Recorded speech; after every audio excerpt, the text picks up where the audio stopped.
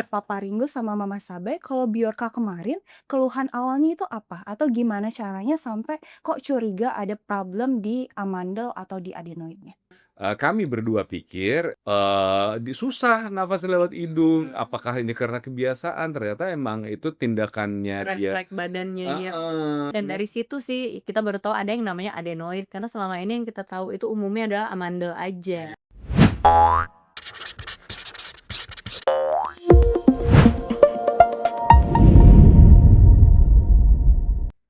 Halo sahabat Brawijaya, jumpa lagi di Heydok Podcast Brawijaya. Tempat berbagi ilmu, inspirasi, dan tentunya pembahasan yang sangat penting dan menarik untuk kita semua.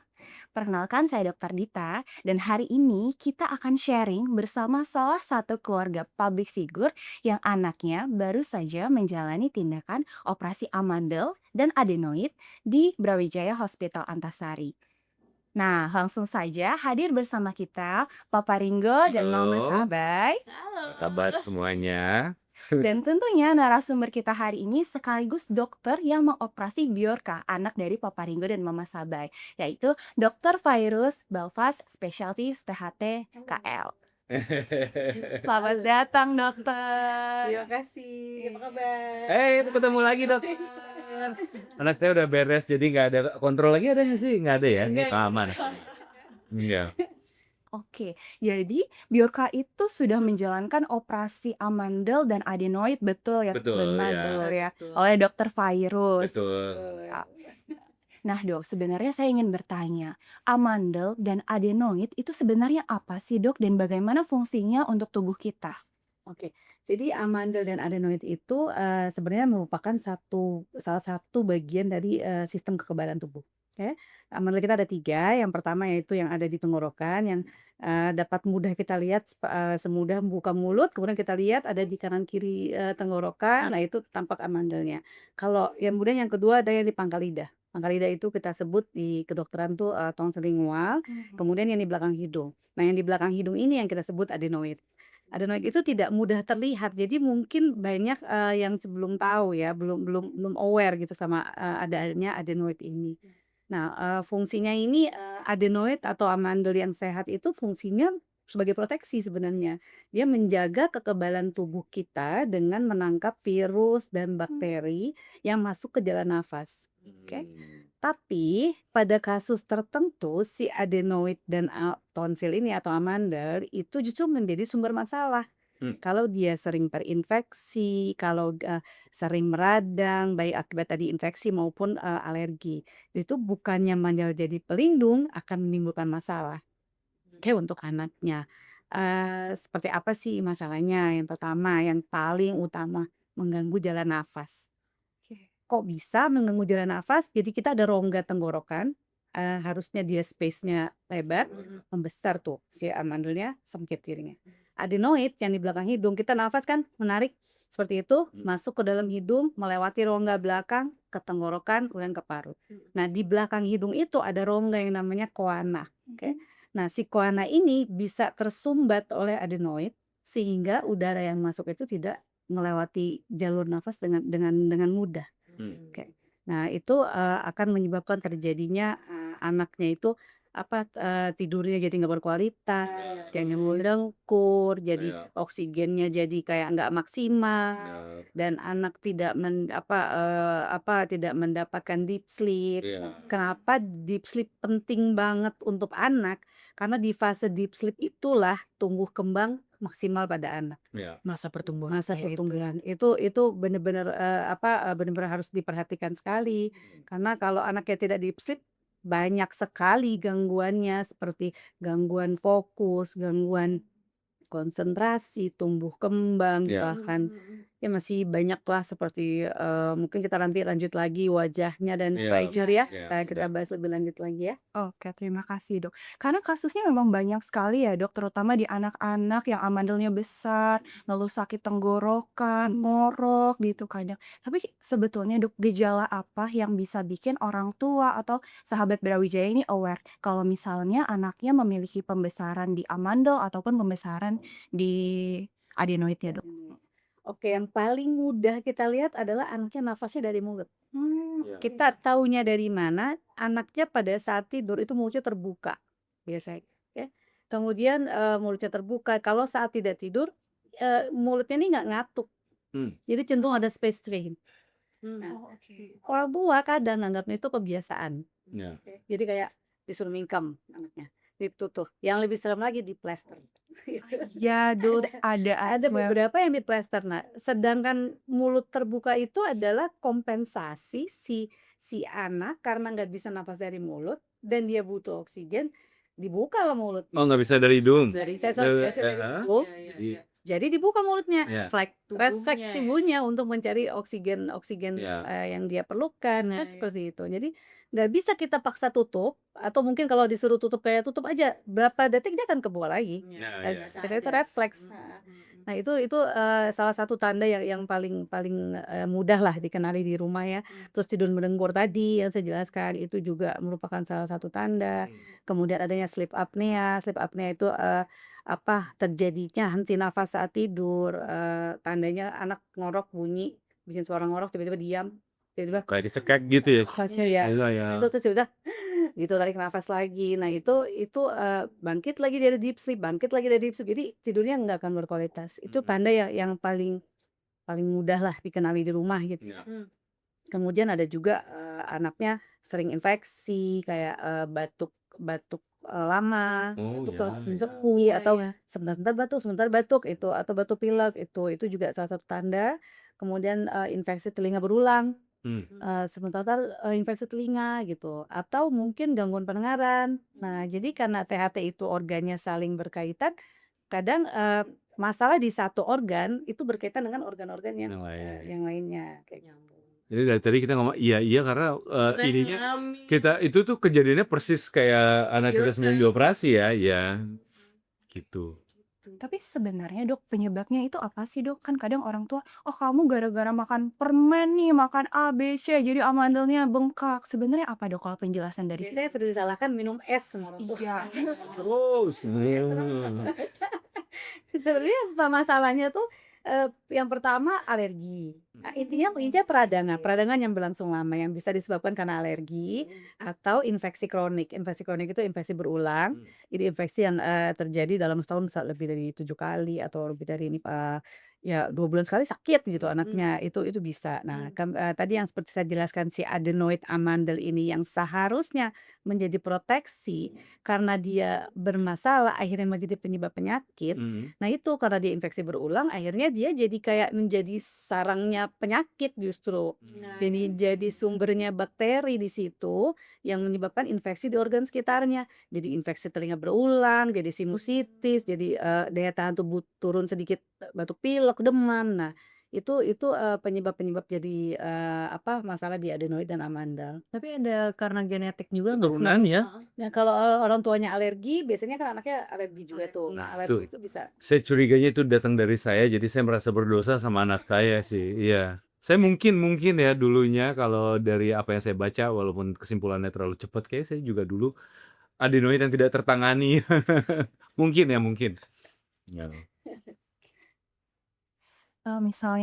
Misalnya nih, Dok, kalau misalnya orang tua atau kita udah aware nih, keluarga kita ada yang tadi gejalanya ke arah pembesaran adenoid atau pembesaran tonsil, amandel gitu, apa yang harus dilakukan? Atau ada pemeriksaan-pemeriksaan apa yang perlu dilakukan, Dok?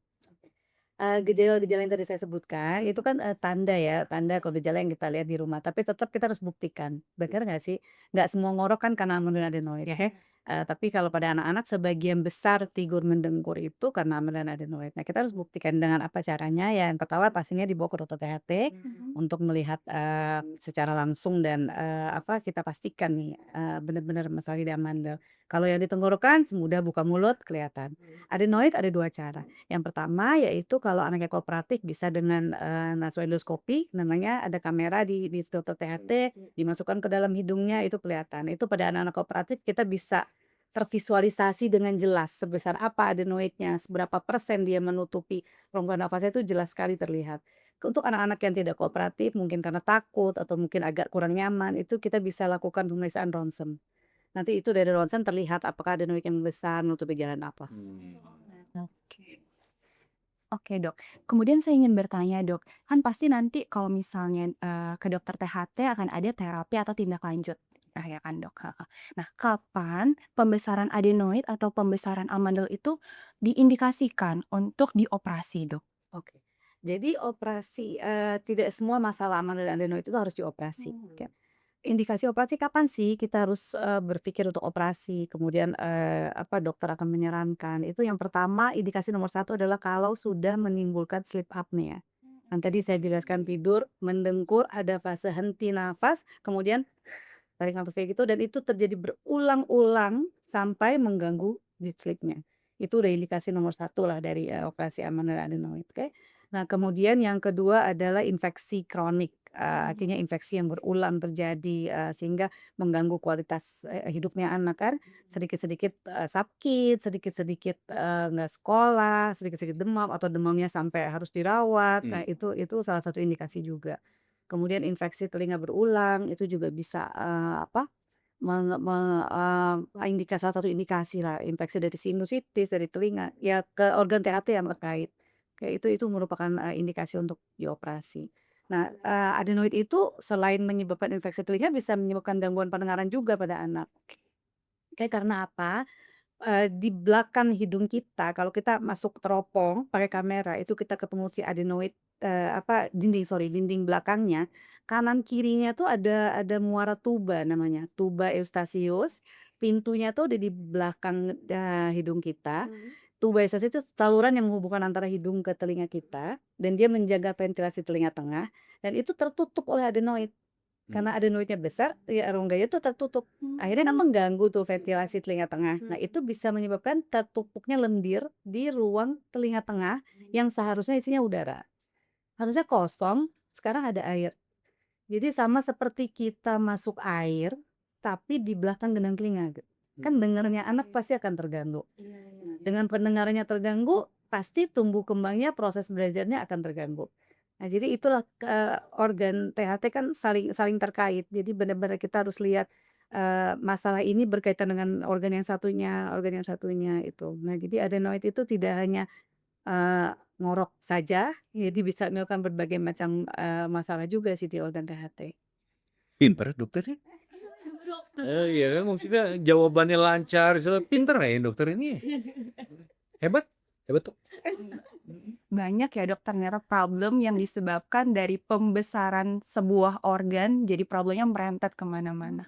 Nah, sekarang saya penasaran, Papa Ringo sama Mama Sabai kalau Bjorka kemarin, keluhan awalnya itu apa? Atau gimana caranya sampai kok curiga ada problem di amandel atau di adenoidnya?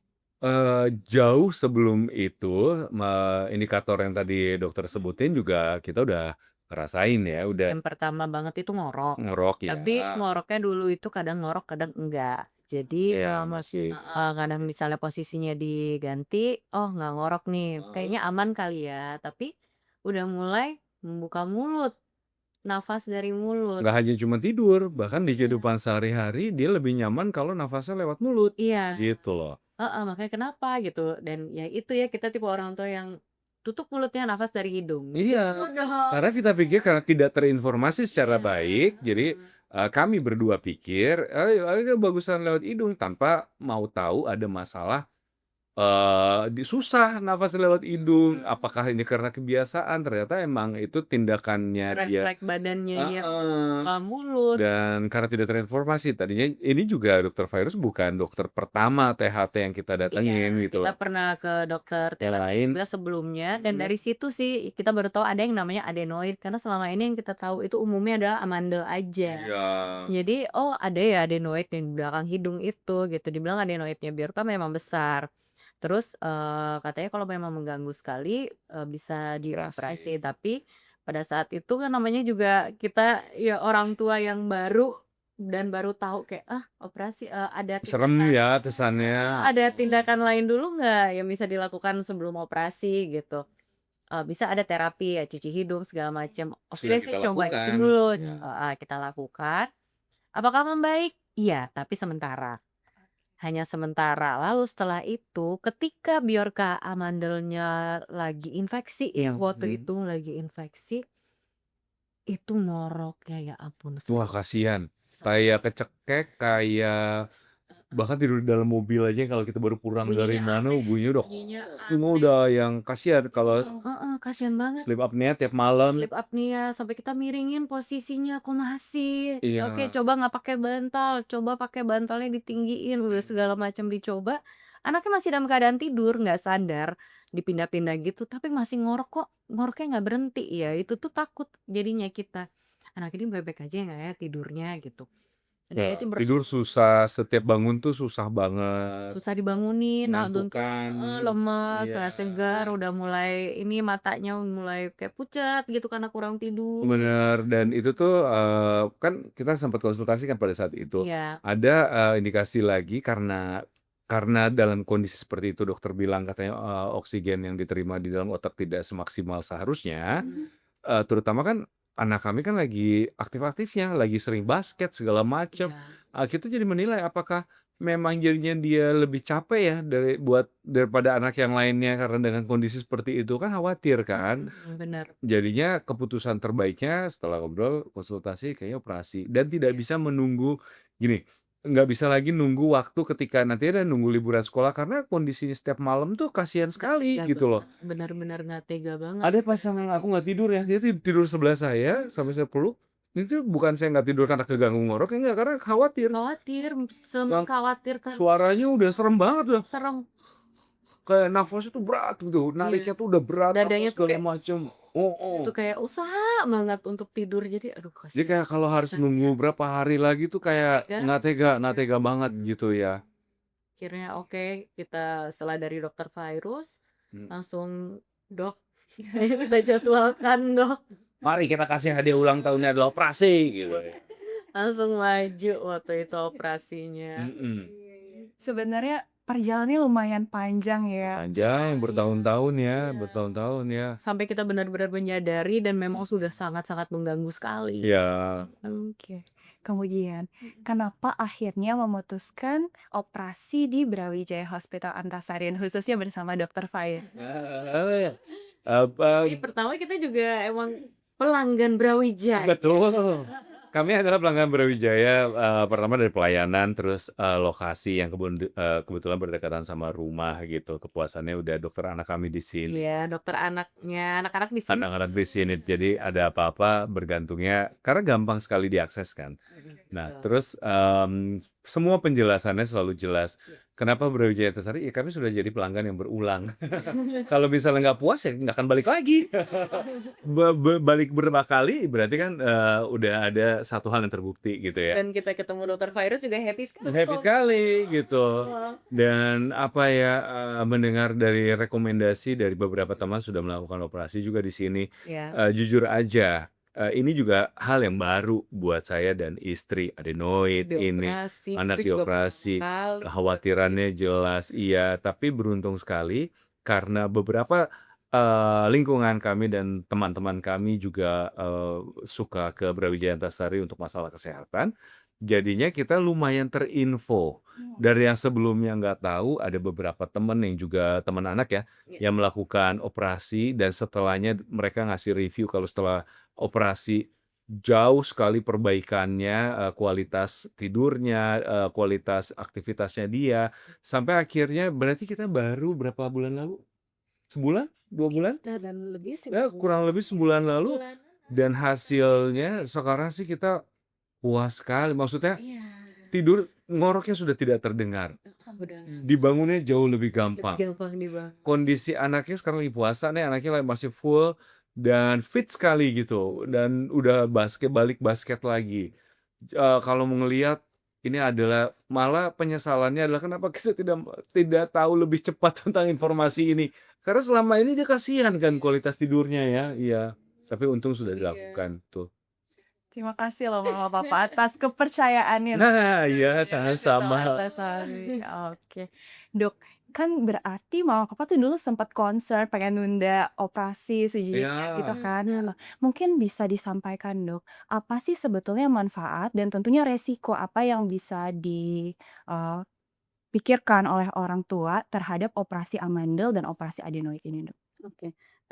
Tadi saya ingin menambahkan dulu ya, tanda-tanda adenoid hipertrofik salah satunya yang adenoid phase ya, yang Oh sepertinya iya, benar. Benar-benar. itu banyak banget jadi concern-nya orang tua ya.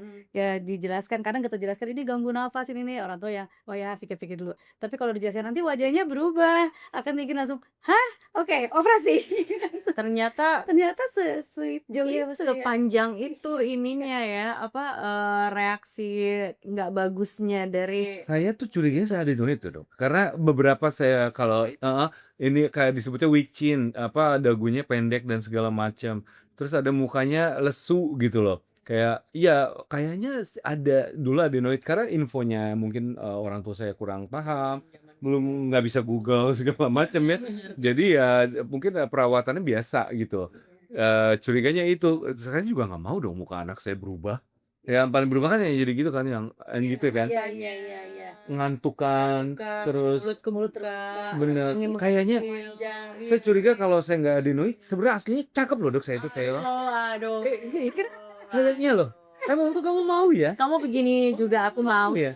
Wow. Baik sekali ya istri saya ini ya, makasih loh. Iya, gede loh dia pahalanya.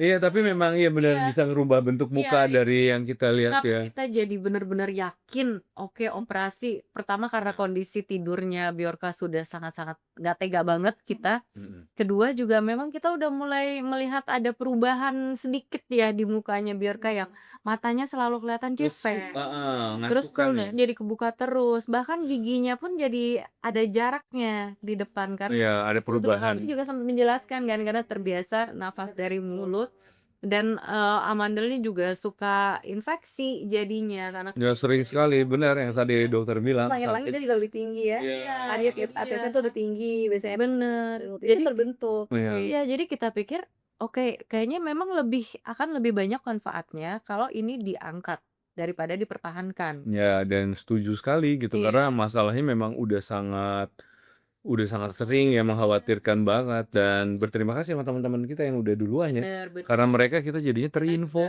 gitu Kita loh. juga banyak nanya dari teman-teman yang udah, gimana, kenapa ini, kenapa itu, gimana Saya jadinya setelah sempat operasi. membagikan pengalaman lewat sosial media kan, Mhm, pas itu, wah itu yang teman-teman dari luar kota nanya lewat iya, DM, bagaimana segala macam. Waduh, ternyata banyak kekhawatiran orang tua tuh banyak sekali sama indikator pertamanya ngorok itu tadi, tapi saran saya selalu sama, kondisinya mungkin tidak akan sama persis, jadi untuk lebih jelasnya konsultasikan dulu ke dokter. dokter.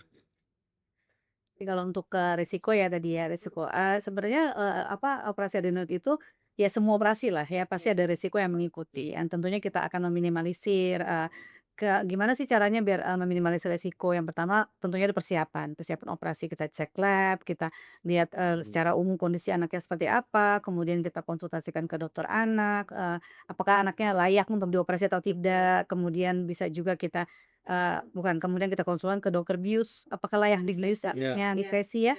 Nah itu merupakan tahapan-tahapan untuk menghindari resiko, oke.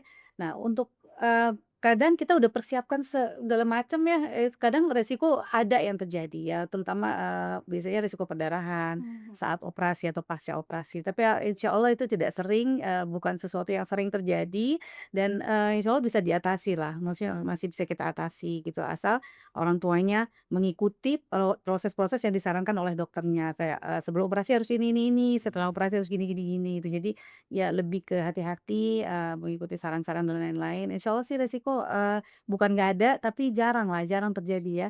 Kayaknya lebih banyak manfaatnya ya, Iya. itu setelah setelah dilakukan tindakan untuk tumbuh kembang anak sih itu benar-benar sangat berpengaruh untuk tumbuh kembangnya. Iya. Oke, makasih, Dok. Kemudian, tadi kan ada sempat kepikiran mau tunggu libur sekolah aja gitu ya, kalau misalnya mau operasi, tapi akhirnya tidak jadi karena Secepat mhm, mungkin akhirnya secepat ya. mungkin gitu. Sebenarnya, Dok, recovery time-nya setelah tindakan itu bagaimana, Dok? Apakah memang harus membutuhkan waktu yang lama untuk, sampai dengan pulih lagi atau gimana, Dok? Oke, jadi operasi, amanel adenoid, untuk prosesnya saja kita biasanya hari, H-1 kan masuk operasi, kemudian besoknya dilakukan tindakan. Kalau next day-nya tidak ada perdarahan, lab-nya bagus, anaknya tidak demam, itu biasanya langsung pulang. Mhm. Dan hari itu makan nasi, ada beberapa makanan yang kita batasi, tapi ya relatif ya anak-anak makannya apa sih ya, maksudnya kayak nasi apa, ayam goreng, aku tuh udah boleh kok sebenarnya. Es krim boleh banget. Iya. Liburan itu. Oh, bahagia anak saya itu ya. Makannya aman kok, iya. Iya. Nah, terus pemulihan, untuk anak tuh relatif tidak terlalu lama ya, penyembuhan pasca operasi. Biasanya hari kelima ya Iya. udah oke gitu, paling dia nggak nyaman, nyeri sedikit. Ya 1 sampai 2 minggu lah kurang lebih biasanya. Sampai akhirnya bisa Bener. Menghilang Iya deh. iya, kalau sekolah tuh Sekolah seminggu nggak sekolah. seminggu. Basket 2 minggu outfit. Iya, dan di rumah juga anaknya udah pecicilan. Cicilan. Karena disarankan untuk ke sekolah karena takut, tertular kan, maksudnya ada luka operasi, batuk pilek gitu kan anaknya. Jadi kadang ada, "Dok, anaknya udah nggak apa-apa nih boleh sekolah nggak sih?" Suka, "Tidur deh," gitu ya, terus daripada tertular, nanti pasti infeksi kan jadi repot kan. Nah, jadi kecuali kalau yang anak relatif besar, SMA ya mungkin masih bisa lah ya kita kontrol pakai masker atau apa gitu. Kalau anak SD itu kan kayaknya sulit ya. Cari aman Siapa aja lah gitu, better udah libur dulu gitu. Nah, makanya banyak orang tua yang memilih liburan aja gitu ya. betul. Oke, Dok. Kemudian ingin bertanya, Dok. Misal, sahabat Brawijaya juga penasaran nih, Dok. Kalau misalnya sudah diangkat, sudah operasi, apakah ada kemungkinan tonsil itu membesar lagi atau adenoid itu membesar lagi, Dok? Oke. Kalau untuk tonsil itu jarang. Kalau dokternya mengangkat, kan ada berbagai teknik ya. Ada yang diangkat semua, ada yang diangkat sebagian. Tapi setahu saya sih sekarang biasanya diangkat semua. Tonsil sangat jarang ya dilaporkan tumbuh kembali. Adenoid ada juga kasus tumbuh kembali, tapi bukan kasus sering. Biasanya itu terjadi pada kalau anaknya dioperasinya mungkin usia kecil banget atau anaknya alergi berat yang tidak terkontrol. Jadi kalau anak dengan alergi, dia kita operasi adenoid bukan berarti selesai kita ngurusin alerginya. Alergi tetap harus kita kontrol. Kenapa? Karena si alergi ini akan ada kemungkinan menyebabkan resiko tumbuhnya adenoid lagi.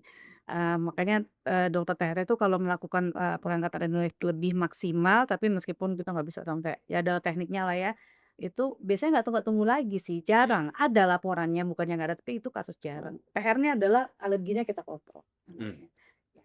Selama source-nya tertangani insya Allah bagus ya, Dok, Iya, ya, insya lengkap Allah ya. bagus lah. Oke. Kemudian, Dok, bagaimana cara mencegahnya nih, Dok? Bagaimana mencegah agar amandel atau adenoid ini tidak membesar atau gaya hidup seperti apa yang disarankan? Kalau untuk, mencegahnya secara umum, gaya hidup sehat tentunya, makanan sehat, makanan yang tidak mengandung, MSG terlalu banyak, pengawet dan lain-lain. Kemudian kalau, yang digarisbawahi adalah anak-anak yang alergi, ya, dikontrol itu alerginya. Karena alergi selain bisa alergi itu kan bisa menyebabkan peradangan yang kronik, yang lama gitu ya, menunjukkan sel jadi membengkak, membesar, amandel, adenoid dan lain-lain. Nah, itu harus kita kontrol. Karena alergi juga mempunyai efek selain ke amonoadenoid juga ke jalan nafas, asma dan lain-lain. Jadi seringkali orang tua bilang, "Anaknya pilek nggak? Sering pilek nggak?" Gitu. "Ya biasa Dok, pagi-pagi bersin-bersin," gitu. Jadi kadang dianggap biasa, gejala-gejala alergi. Nah, itu sebenarnya perlu kita kita cari tahu dan kita kontrol ya, karena ke depannya bisa menyebabkan masalah juga. Baik, terima kasih banyak, Dokter. Kalau papa, mama, Biorka gimana sekarang kondisinya? Wah, ini kita nanti pulang dari sini nganter dia basket nih gitu. Iya. Biasa lagi dianya tuh. Aktivitas lagi tinggi banget, jauh sih kalau ngelihat ada perbedaannya nggak sebelum sama sesudah dioperasi. Jauh sekali. Dan ini sepertinya kami sebagai orang tua seperti menjadi orang tua yang berhasil dan bangga gitu. Berani mengambil keputusan yang keputusannya akhirnya berakibat sangat bagus buat anak kami. Karena perbedaan sekarang tidur ngoroknya beneran kayak mobil listrik nggak ada suaranya. Malah kita bingung gitu, udah tidur belum sih dia? Karena tidurnya masih satu kamar kan, satu kasur. Kasur, terus dia Heeh. biasa minta aku peluk kalau mau tidur. Biasanya Iya. kalau udah ngorok, "Oh udah tidur nih, oke aku Ini tuh nggak ada suaranya. tidur belum sih nih anak? Kayak bingung gitu, udah tidur belum sih dia tuh sampai Sih aku mau gerak nih." kayak gitu-gitu. Terus jauh perbaikannya jauh. Jadi Iya. dan kenapa waktu itu nggak bisa tunggu aja pas liburan, nggak bisa. Karena bagi saya Nggak juga. setiap malam itu tuh khawatir. Saya tuh setiap malam khawatir dan buat saya kalau langkah kesehatan bisa diambil lebih cepat, kenapa tidak, gitu loh. Bener, karena kesehatan lebih prioritas. Ya kayak sepertinya semua orang tua akan punya, keputusan sama ya buat anaknya. Jadi bagaimana Bjorka sekarang, udah sangat aktif dan akhirnya ada satu kekhawatiran kami yang luar biasa sudah terlewati, gitu.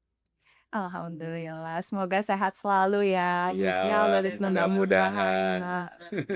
Oke, alhamdulillah sudah terdeteksi dini, tertangani, dan alhamdulillah outcome-nya juga bagus gitu Iya. ya. Oke, nah sahabat Brawijaya, kita sudah sampai di penghujung podcast hari ini.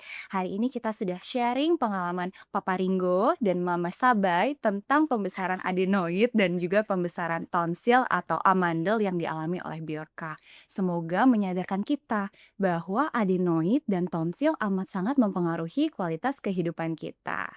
Nah, dari apa yang sudah kita bahas, kita belajar bahwa mengenal gejala sejak dini atau deteksi dini merupakan langkah pertama yang sangat penting. Kemudian, pengangkatan adenoid dan juga tonsil disarankan sesuai dengan indikasi medis dan juga berdasarkan pemeriksaan dari dokter.